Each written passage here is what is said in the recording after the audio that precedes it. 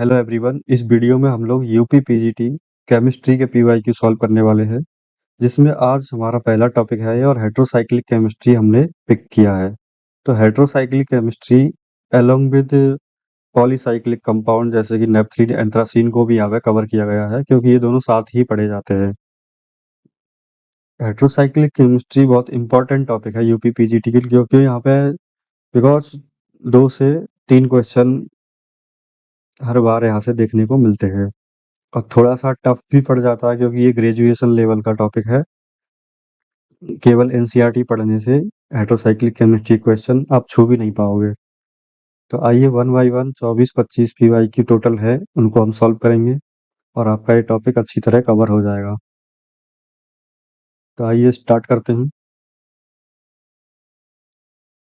पहला क्वेश्चन है यहाँ पे, pyridine is reacting with the sodamide NaNH2 at 110 degree centigrade after this water की रिएक्शन यहाँ पे की गई है और बनता है यहाँ पे 2-अमीनो प्रीडीन।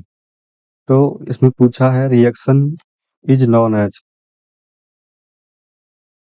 मतलब रिएक्शन का इसका क्या नाम है। ये एक नेम रिएक्शन है हेट्रोसाइक्लिक केमिस्ट्री में, जिसमें एक न्यूक्लियोफिलिक सब्स्टिट्यूशन रिएक्शन होती है। इसमें NH2 माइनस न्यूक्लियोफाइल का काम करता है और प्रीडीन की 2 पोजीशन पे ये अटैक करता है। ठीक है, तो बनता है 2-अमीनो प्रीडीन।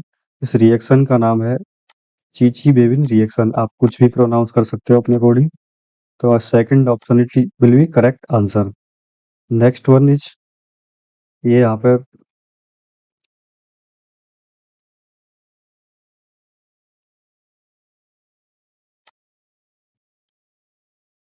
इस चीची बेबिन रिएक्शन का मैंने डिटेल रिएक्शन यहाँ पे लिख दिया है, आप लोग देख सकते हैं यहाँ पे। तो पहले NaNH2 रिएक्ट करता है तो बनता है 2-अमीनो प्रीडीन, लेकिन यहाँ पे जो साइड प्रोडक्ट सोडियम हाइड्राइड बना है उसका H माइनस इस NH2 के एक हाइड्रोजन को एब्स्ट्रैक्ट कर लेता है और हाइड्रोजन गैस यहाँ इवॉल्व होती है और यहाँ एक सोडियम साल्ट बन जाता है।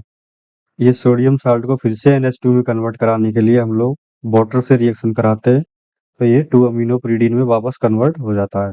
तो ये रिएक्शन है चीची बेबिन रिएक्शन। ठीक, next question, which position are very reactive in phenanthrene.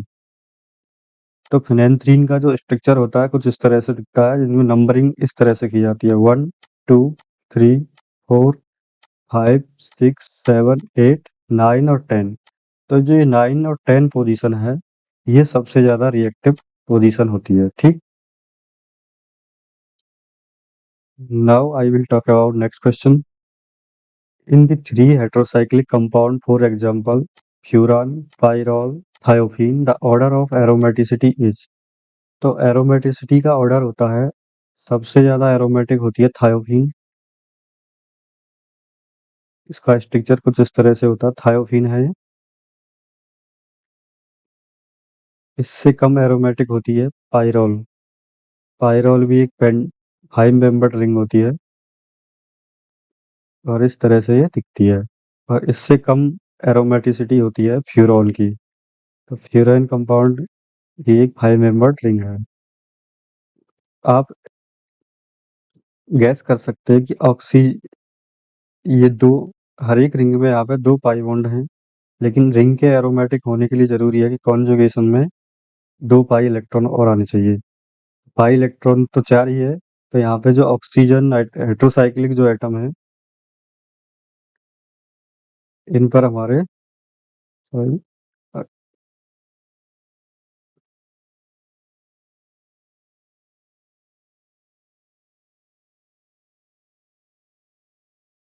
ये जो लॉन पेयर है, ये जब रिंग के कॉन्जुगेशन में शामिल होंगे तो ये रिंग एरोमेटिक बनेंगी। ठीक है, तो ऑक्सीजन की इलेक्ट्रोनेगेटिविटी सबसे ज्यादा होती है, तो ये सबसे कम डोनेट करे, इसकी इलेक्ट्रॉन को कॉन्जुगेशन में देने की टेंडेंसी सबसे कम होगी, तो इसलिए ये सबसे कम एरोमेटिक होगा। इसके बाद नाइट्रोजन और सबसे ज़्यादा सल्फर। सल्फर सबसे ज़्यादा एरोमेटिक करेक्टर यहाँ पे शो करता है, क्योंकि एक तो इसकी इलेक्ट्रोनेगेटिविटी भी कम है, दूसरा इसके पास डी ऑर्बिटल होती है एक्सेप्ट करने के लिए भी। ठीक, now which intermediate form triptycene on reaction with anthracene. तो एंथ्रासीन का स्ट्रक्चर होता है कुछ इस तरह से। इसमें 3 बेंजीन रिंग आपस में फ्यूज्ड होती है एंथ्रासीन में, और इस तरह से ये दिखता है, ठीक है। अब जब इसका आंसर है बेंजाइन, वो कैसे है, ट्रिप्लीसीन बनेगा इसमें, कैसे बनेगा ये देखते हैं हम लोग। बेंजाइन का स्ट्रक्चर इस तरह से होता है। तो ये एंथ्रासीन है और ये है बेंजाइन। जब ये आपस में 4+2 साइक्लो एडिशन रिएक्शन होगी यहाँ पे, साइक्लो एडिशन,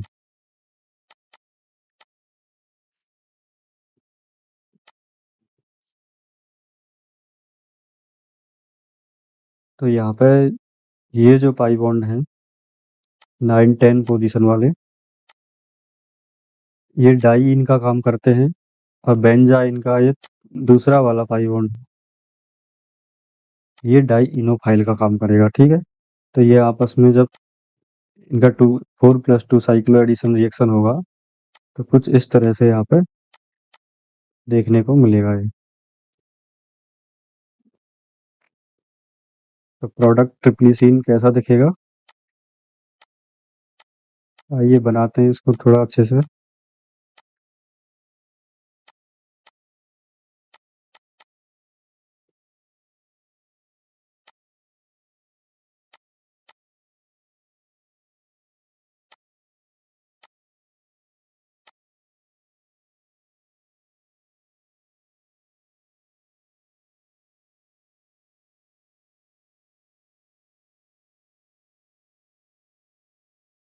तो ये अपना ट्रिप्लीसीन बन गया, ठीक है।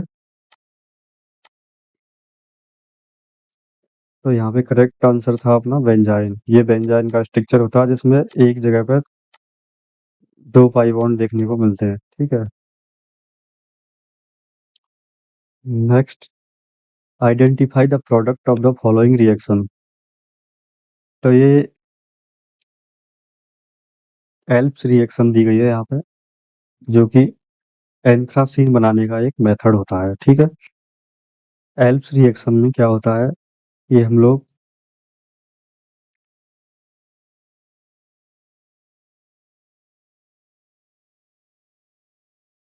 2 मिथाइल बेंजोफिनॉल एक रिएक्टेंट है, और इसको जब हीट करते हैं तो ये एंथ्रासीन में कन्वर्ट हो जाता है, ठीक है। तो एल्प्स रिएक्शन जब आप लोग डिटेल में इलेक्ट्रोसाइक्लिक केमिस्ट्री पढ़ोगे, तो एल्प्स रिएक्शन भी यहाँ पे देखने को मिलेगी, ठीक है। तो एंथ्रासीन यहाँ पे देखने को मिलता है प्रोडक्ट के रूप में। नेक्स्ट क्वेश्चन है, naphthalene on oxidation with chromium trioxide and acetic acid gives. तो नेपथलीन एक पॉलीसाइक्लिक कंपाउंड है। नेपथलीन का स्ट्रक्चर कुछ इस तरह से होता है, जिसमें 2 बेंजीन रिंग आपस में फ्यूज्ड रहती हैं, तो वही नेपथलीन होता है। अब इसका ऑक्सीडेशन करा रहे हैं यहाँ पे Cr, क्रोमियम ट्राई ऑक्साइड से, Cr2O3 एंड एसिटिक एसिड। तो Cr2 एसिटिक एसिड की प्रेजेंस में ये स्ट्रॉन्ग ऑक्सीडाइजिंग एजेंट की तरह काम करेगा, ठीक है। तो अब बनेगा यहाँ पे 1,4 नेप्थाक्विनोन, ठीक है। 1,4 नेप्थाक्विनोन इसका नाम है।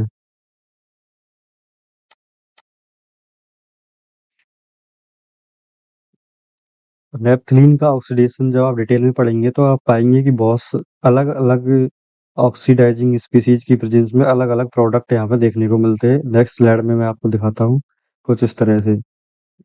जब कंसंट्रेटेड H2SO4 और GSO4 यूज करते हैं, या फिर एयर और B2O5 यूज करते हैं, तो हमको मिलता है ये थैलिक एनहाइड्राइड। अगर एल्केलाइन KMnO4 यूज करते हैं, एल्केलाइन KMnO4 यूज करते हैं, तो हमको मिलता है थैलोनिक एसिड। थैलोनिक एसिड का स्ट्रक्चर ये रहा। अगर acidic KMnO4 as oxidising agent आपने यूज किया है, तो आपको थैलिक एसिड देखने को मिलेगा। अगर क्रोमिक एसिड यूज किया गया है H2CrO4 तो आपको 1,4 नेप्थाक्विनोन भी देखने को मिलेगा। ठीक, अगर ओजोन से करवाओगे ऑक्सीडेशन तो पहले ये बनेगा और उसके बाद वाटर और जिंक की प्रेजेंस में ये एल्डिहाइड में कन्वर्ट हो जाएगा, तो यहाँ पे थैलेल्डिहाइड देखने को मिल जाएगा। तो इस तरह से आप देख सकते हैं कि अलग अलग ऑक्सीडाइजिंग एजेंट की प्रेजेंस में अलग अलग प्रोडक्ट यहाँ पे देखने को मिलेगा। तो पूरी हेट्रोसाइक्लिक पॉलीसाइक्लिक केमिस्ट्री में ये प्रॉब्लम आपको आएगी ही आएगी, क्योंकि अलग अलग रिड्यूसिंग एजेंट अलग अलग ऑक्सीडाइजिंग एजेंट की प्रेजेंस में अलग अलग यहाँ पे संभावनाएं बनती है प्रोडक्ट की। Next question is electrophilic substitution in quinoline.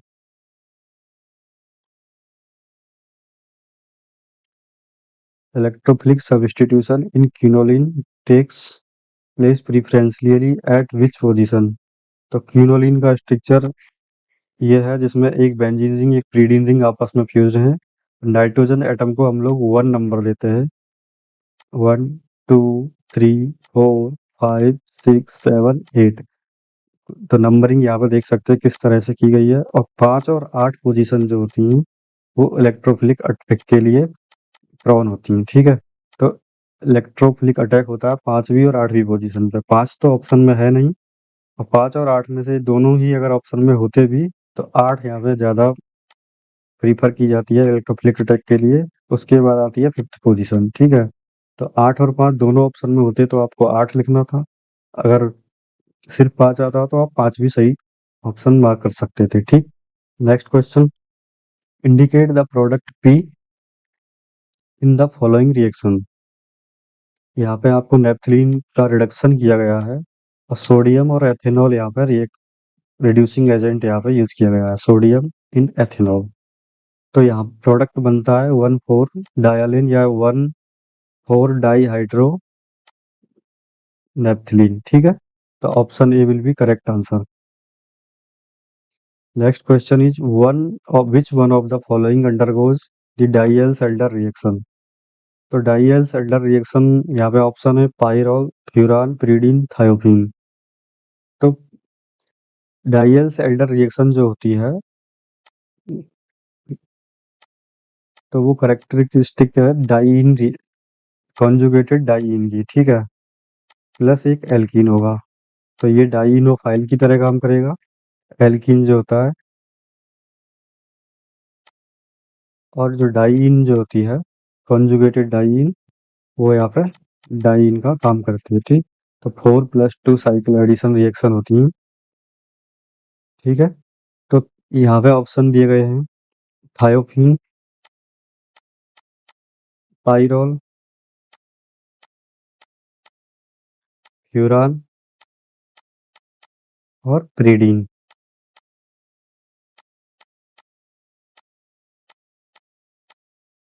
तो इन चारों ऑप्शंस में देखेंगे कि फ्यूरान सबसे कम एरोमेटिक होता है, क्योंकि ऑक्सीजन का लोन पेयर सबसे कम इन्वॉल्व होता है कॉन्जुगेशन में इन पाई बॉन्ड के साथ।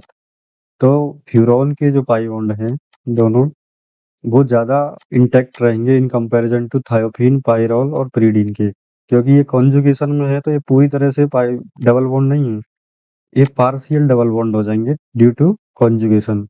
लेकिन फ्यूरॉन भी एरोमेटिक है होने को तो, लेकिन ऑक्सीजन की इलेक्ट्रोनेगेटिविटी इन चारों कंपाउंड में देखें तो सबसे ज़्यादा इलेक्ट्रोनेगेटिव है।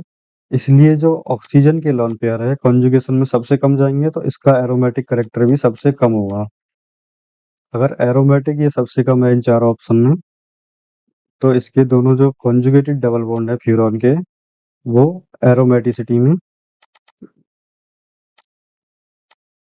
ये दोनों जो डबल बॉन्ड है फ्यूरॉन में, ये सबसे ज़्यादा इंटैक्ट रहेंगे, तो इनका डबल बॉन्ड करेक्टर जो है वो सबसे ज़्यादा रहेगा, डबल बॉन्ड करेक्टर। तो ये दो फ्यूरॉन जो मॉलिक्यूल है वो डाइयल सेल्डर रिएक्शन दे सकता है, बाकी तीनों डाइयल सेल्डर रिएक्शन फ्यूरॉन के कंपैरिजन में तो कम ही शो करेंगे। ठीक, तो फ्यूरॉन यहाँ पे करेक्ट आंसर हो जाएगा। Now with which of the following Friedel Crafts reaction does not go very well. तो इस क्वेश्चन में पूछा गया कि किस कंपाउंड के साथ डाई Friedel Crafts reaction does not go very well, बहुत अच्छी तरह से नहीं जाती है। तो Diels Alder sorry Friedel Crafts reaction जो है फ्रीडीन के साथ सबसे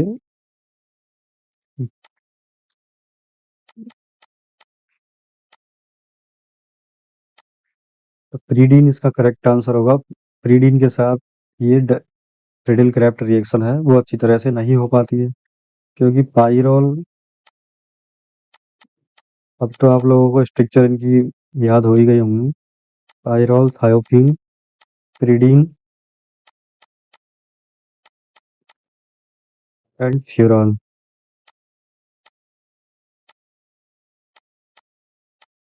इस तरह से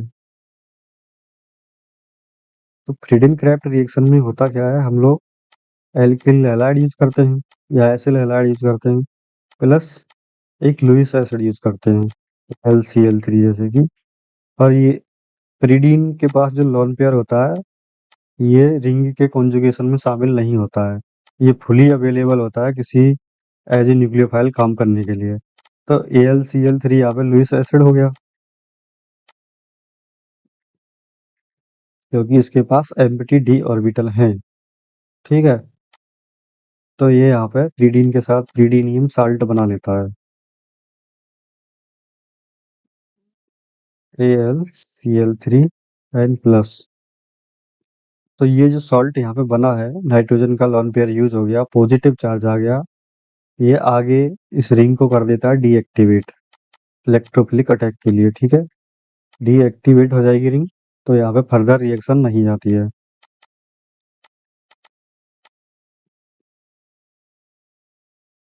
फर्दर रिएक्शन नहीं जाएगी, जबकि बाकी के जो कंपाउंड है जैसे कि पाइरॉल, फ्यूरान, थायोफीन, इनमें जो लॉन पेयर अवेलेबल होता है नाइट्रोजन या ऑक्सीजन सल्फर पर, वो कॉन्जुगेशन में शामिल होता है, तो वो अवेलेबल नहीं होता, तो उसमें प्रीडिल क्राफ्ट रिएक्शन हो जाती है। तो यही वजह थी कि इस प्रीडीन में Friedel Crafts reaction does not go very well. ठीक, now next question is in the reaction aniline and glycerol, aniline की रिएक्शन हो रही है ग्लिसरॉल के साथ, इसमें फिनाइल नाइट्रोबेंजीन यूज किया गया है और H2SO4 यूज किया गया है, greater than 100 degree centigrade temperature है। तो प्रोडक्ट क्या बनेगा? तो आप जब हेट्रोसाइक्लिक केमिस्ट्री पढ़े होंगे,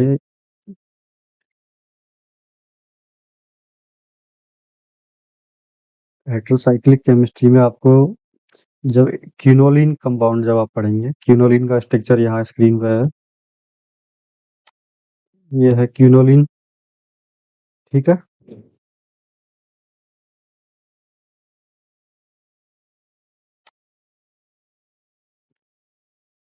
तो जब आप क्यूनोलिन के सिंथेसिस पढ़ते हैं तो उसमें एक सिंथेसिस होता है स्क्रॉप synthesis.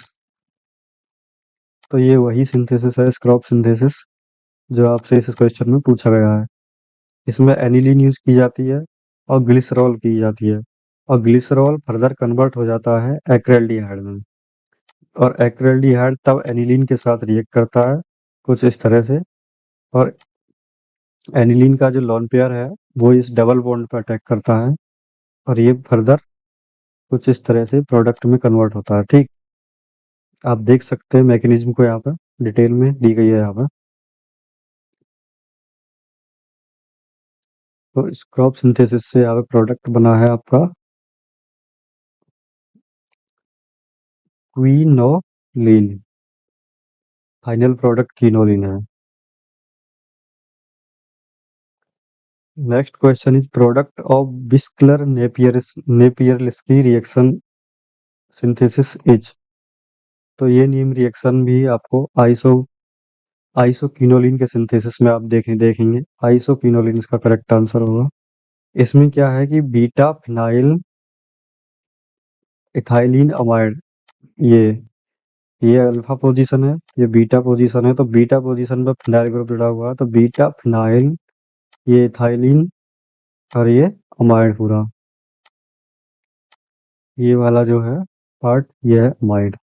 Beta phenyl ethylene amide की रिएक्शन जब फॉस्फोरिल क्लोराइड से करवाते हैं POCl3 के साथ,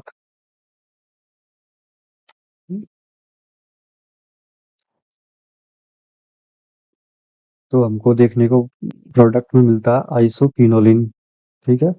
तो आइसोक्विनोलिन का पार्ट ये है, और फर्स्ट पोजीशन पे यहाँ पे आर ग्रुप लगा है क्योंकि अपने रिएक्टेंट में यहाँ पे अमाइड में आर ग्रुप था, ठीक है। तो ये है बिस्किलर नेपियर्स की सिंथेसिस।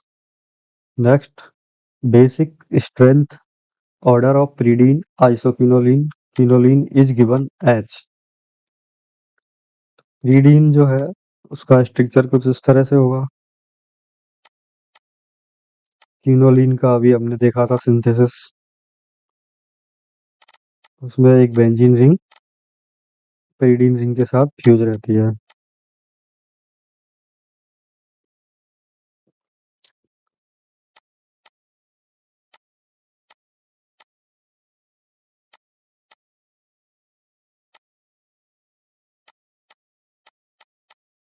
तो ये प्रीडीन है फर्स्ट वाला।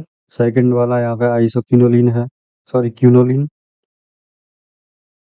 क्विनोलिन। मिडिल में मैंने क्विनोलिन बना दिया है, और जो सेकंड पोजीशन पे जो नाइट्रोजन है यहाँ पे, क्विनोलिन में तो फर्स्ट पोजीशन पे नाइट्रोजन होता है, और आइसोक्विनोलिन में सेकंड पोजीशन पे नाइट्रोजन एटम होता है। और इनकी जो कॉन्जुगेट एसिड होते हैं उनकी pKa के वैल्यू होती है, pyridine के केस में होती है लगभग 5.20 के अराउंड, क्विनोलिन के केस में होती है 4.9 के अराउंड होती है, और आइसोक्विनोलिन के केस में 5.45 के अराउंड। तो pyridine का मैं कॉन्जुगेट एसिड बना दे रहा हूँ क्योंकि इसका लॉन पेयर यहाँ पे बेस का काम करेगा, और H प्लस रिसीव करके ये बनेगा यहाँ पे pyridinium आयन, NH पॉजिटिव, इस तरह से। तो इसका जो pKa है वो यहाँ पे दिया गया है, ठीक है। तो जिस स्पीसीज के कॉन्जुगेटेड एसिड का pKa वैल्यू सबसे ज्यादा होगा वही सबसे स्ट्रॉन्ग बेस भी होगा, ठीक है। क्योंकि किसी बेस के लिए अगर Kb का वैल्यू ज्यादा है तो उस बेसिक स्ट्रेंथ ज्यादा होगी, ये एक चीज है। और Kb अगर ज्यादा है तो pKb उसका कम होगा, और pKb कम होगा तो उसके कॉन्जुगेटेड एसिड का जो pK होगा वो ज्यादा होगा। तो इसका मतलब जो स्ट्रॉन्ग बेस है उसके लिए Kb ज़्यादा होगा, pKb कम होगा, और उसके कॉन्जुगेटेड एसिड का pKa ज़्यादा होगा। तो मतलब बेसिक स्ट्रेंथ डायरेक्टली प्रोपोर्शनल हो जाएगी यहाँ पे pKa value of conjugate acid के। तो आइसोक्विनोलिन के केस में हमको मिलता है 5.45 pKa का वैल्यू, क्विनोलिन के केस में 4.9, और प्रीडीन के केस में मिलता है 5.20। ये एक्सपेरिमेंटल डेटा है, इसी के आधार पे हम लोग इनकी बेसिक स्ट्रेंथ निकाल पाते हैं, ठीक है। तो बेसिक स्ट्रेंथ यहाँ पे आंसर जाएगा यहाँ पे सेकंड वाला ऑप्शन, ठीक है। क्योंकि आइसोक्विनोलिन के कॉन्जुगेट एसिड का pKa है सबसे ज्यादा 5.45, 5.45, pyridine के लिए 5.20, एंड क्विनोलिन के लिए है 4.90। तो जिसके कॉन्जुगेटेड एसिड का pKa वैल्यू सबसे ज्यादा होगा वही सबसे स्ट्रॉन्ग बेस भी होगा, ठीक है। तो आइसोक्विनोलिन इज मोस्ट बेसिक, उससे कम pyridine, उसके बाद आता है क्विनोलिन। तो ये करेक्ट आंसर होगा, आइसोक्विनोलिन, pyridine, क्विनोलिन, ठीक। अब बात करते हैं थायोफिन की। थायोफिन इज, तो आप इसको तो एक बार में टिक कर दोगे। थायो का मतलब होता है सल्फर, क्योंकि सल्फर को थिया बोलते हैं, ठीक। तो सल्फर कंटेनिंग कंपाउंड होगा, और थायोफिन का स्ट्रक्चर होता है इस तरह से, जिसमें 4 हाइड्रोजन होते हैं। तो C4 हो जाएगा, H4 हो जाएगा, और सल्फर। तो सेकंड ऑप्शन यहाँ पे करेक्ट आंसर होगा। Next question, Friedlander synthesis is 4। तो फ्रीडलैंडर सिंथेसिस क्विनोलिन के सिंथेसिस होता है, जिसमें हम लोग अल्फा अमीनो बेंजल्डिहाइड रिएक्टेंट की तरह यूज करते हैं, और साथ में रिएक्टेंट एक और लेते हैं एसिटाल्डिहाइड, और बेस की प्रेजेंस में रिएक्शन होती है और बनता है यहाँ पे प्रोडक्ट क्विनोलिन। ठीक है, जब आप लोग हेटेरोसाइक्लिक केमिस्ट्री डिटेल में पढ़ोगे तो इसका मैकेनिज्म ही वहाँ पे देखने को मिल जाएगा। Which is used in Skraup synthesis. तो आप लोग बताइए स्क्रॉप सिंथेसिस क्या है, क्योंकि पीवाईक्यू में हम पहले ही स्क्रॉप सिंथेसिस देख चुके हैं। स्क्रॉप सिंथेसिस में यूज करते हैं एनिलीन, एनिलीन यूज करते हैं प्लस ग्लिसरॉल्डिहाइड यूज करते हैं।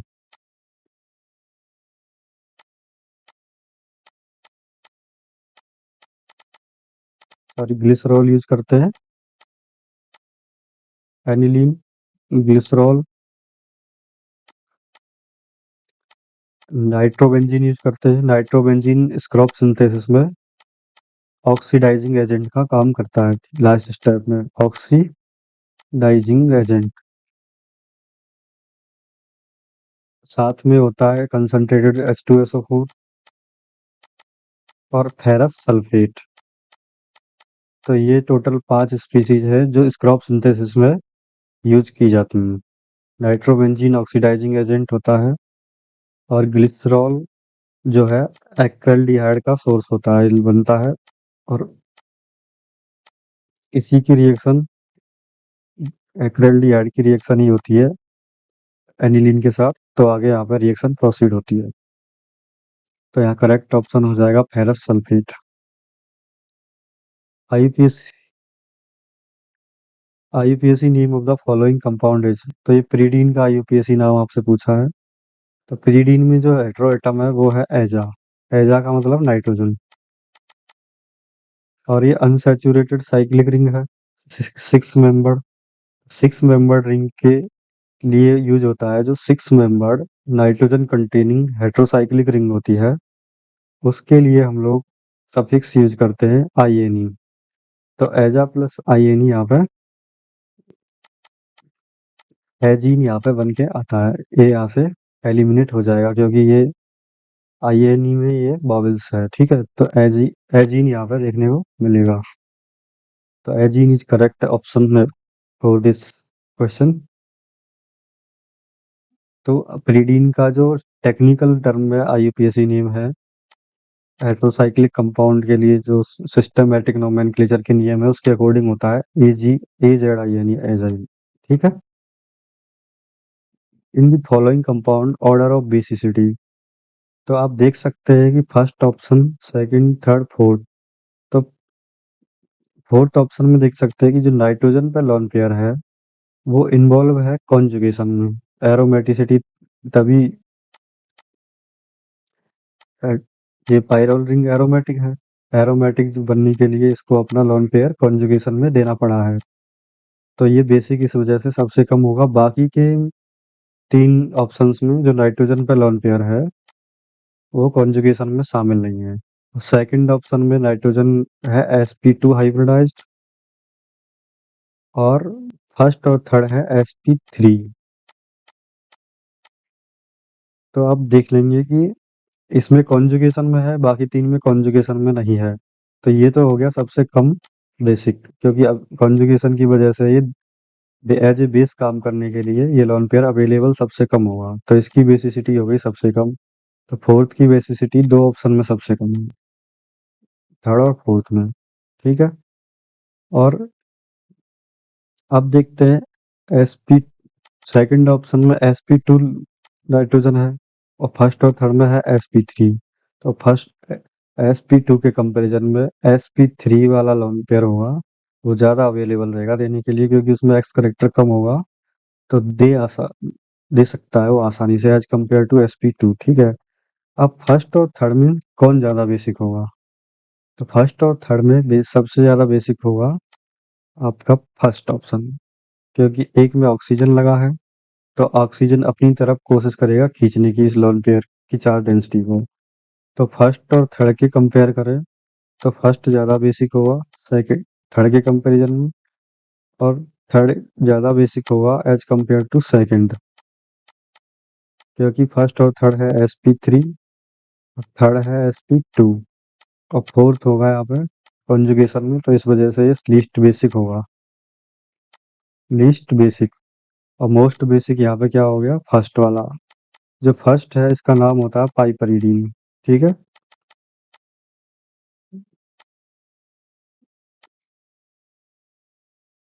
तो option fourth will be correct answer. Pyridine does not react with. तो प्रीडीन का नाइट्रेशन भी होता है, सल्फोनेशन भी होता है, रिडक्शन भी होता है। तो ऑप्शन यहाँ पे ये है अपनी रीमर टीमान रिएक्शन। तो प्रीडीन रीमर टीमान रिएक्शन नहीं देता है भाई साहब। रीमर टीमैन रिएक्शन जो होता है वो प्रीडीन नहीं देता है। रीमर टीमैन रिएक्शन होती है पायरॉल के केस में। पायरॉल के केस में रीमर टीमैन रिएक्शन हो जाती है।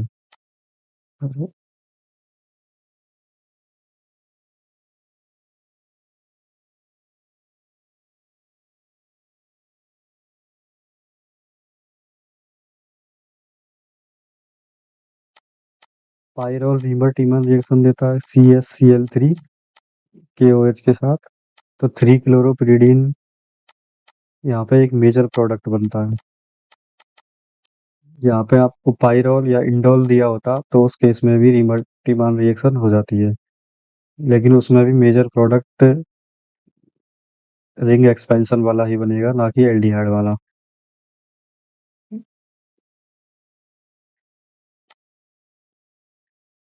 तो इंडोल के केस में बनता है ये वाला प्रोडक्ट। इंडोल का स्ट्रक्चर इस तरह से होता है। उसमें पायरोल में बस एक बेंजीन रिंग फ्यूज होती है साइड में। तो करेक्ट ऑप्शन यहाँ पे सी है। Now which of the following heterocyclic compound is not aromatic. तो प्रीडीन एरोमेटिक होता है, आप जानते ही हैं। पायरोल एरोमेटिक होता है। पायरोल का स्ट्रक्चर इस तरह से होता है। फ्यूरॉन भी एरोमेटिक होता है।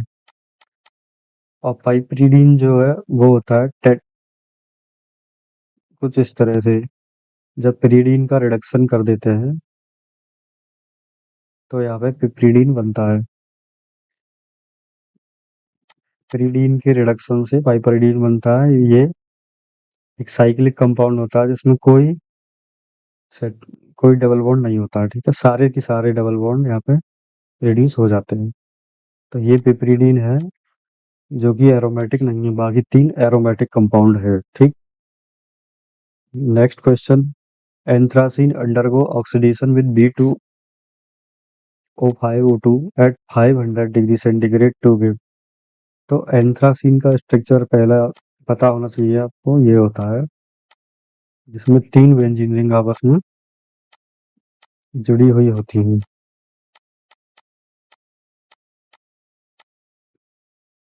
कुछ इस तरह से। ठीक है। अब इसका जब ऑक्सीडेशन करवाओगे आप तो बनेगा एंथ्राकीनोन। और एंथ्राकीनोन का स्ट्रक्चर होता है इस तरह से। 9-10 पोजीशन पे ऑक्सीजन यहाँ पे जुड़ेगा। तो ये है आपका एंथ्राकीनोन जो इस रिएक्शन में प्रोडक्ट बनता है।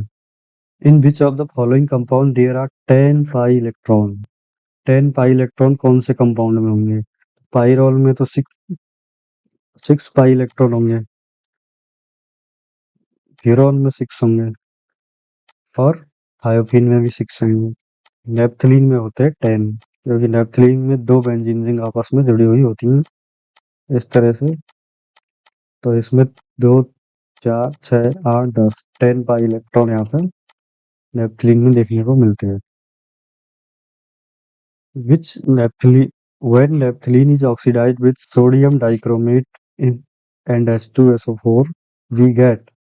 तो phthalic acid, benzoic acid, tetralin acid और फिनाइल एसिटिक एसिड तो ऑप्शन ऐसे ही एलिमिनेट हो जाएंगे अगर आप थोड़ा सा भी पढ़े हैं तो। तो नेपथलीन का ऑक्सीडेशन जब करवाते हैं सोडियम डाइक्रोमेट और H2SO4 से तो बनता है आपका थैलिक एसिड। थैलिक एसिड का स्ट्रक्चर इस तरह से होता है। C double bond OH।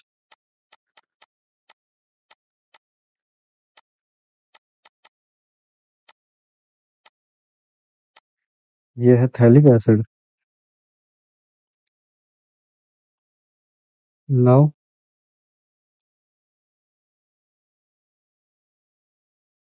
What is the total number of pi electrons in फीनैंथ्रीन?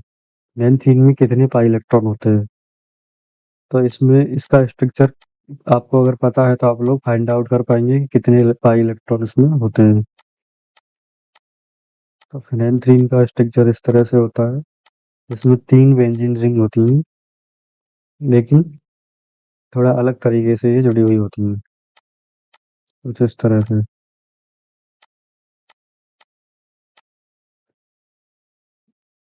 तो आप देख सकते हैं इसमें 14 पाई इलेक्ट्रॉन है। 3 3 पाई बॉन्ड, 4 पाई बॉन्ड, 4 और 3 7 पाई बॉन्ड। 7 पाई बॉन्ड मतलब 7 into 2 is equal to 14 electron. एक पाई बॉन्ड में 2 पाई इलेक्ट्रॉन होंगे ना। ठीक है, तो option C is correct answer. और यहाँ पे लास्ट क्वेश्चन आपके सामने स्क्रीन पे है। Consider the following statement. The electrophilic substitution in pyridine with concentrated HNO3 concentrated H2SO4 takes place at position 2। क्या ये सही बात है? तो ये रॉन्ग स्टेटमेंट है। pyridine के केस में सेकंड पोजीशन पे इसका नंबरिंग कुछ इस तरह से करते हैं। जो नाइट्रोजन है उसको नंबर 1 देते हैं, उसके बाद 2 3 4 5 6।